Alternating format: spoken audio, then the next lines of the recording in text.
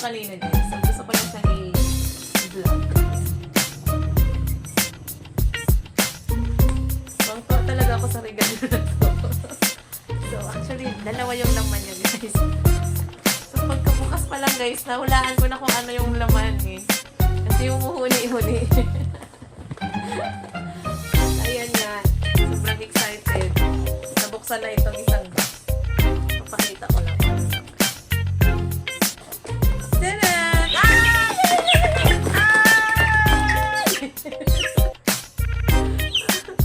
Ayan. Oh. Hala, di ba? Mukha ba itong Chinese chicken? Ayan guys. So, hulaan ninyo. Paki-comment dyan kung anong klaseng manok to. Ang ganda ng kulay. O, Jo. Iyamanin yung kulay, oh. Golden. Ayan. Okay. Bago tayo maalagaan. Diba ito to? Babae. Ay! Ay, ay, ay. Oh, welcome home. Ayan.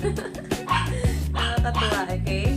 So, papalakihin natin to. Kung babae ito, papaitlogin natin. Paramihin natin. Oh, diba? Thank you to say hi! Ayan, oh. Ganda-ganda. Diba? So, ilalagay muna natin siya sa labor. Para doon muna siya mag-tester. Okay, so, and, buhay pa kaya itong isa? Ba't parang hindi ko na naririnig? Ito guys, hindi pa siya nabubuksan talaga. Kanina ko talaga antay yung headbox. Wala, hindi siya muhuni. Jo! Buhay pa ba ito? Hulaan nyo. Ano naman yung klaseng manok to?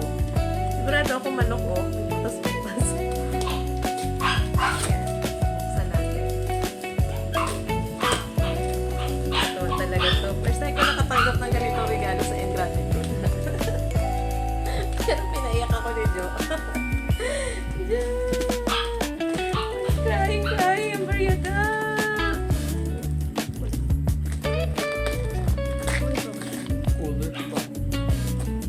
Hello! Kumusta ka? Uy, mas malaki-laki ito ah. Hoy! Ah! Ayan. Oh, ito, anong lahi ito? Hala, anong breed ito? Mukhang mas malaki ito siya sa isa. Jo!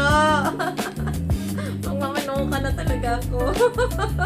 Natawa naman. Naglumaki yan yung Chinese chicken. Mukha tong Chinese chicken? Oh. Ang ganda oh. Ang ganda ng kulay.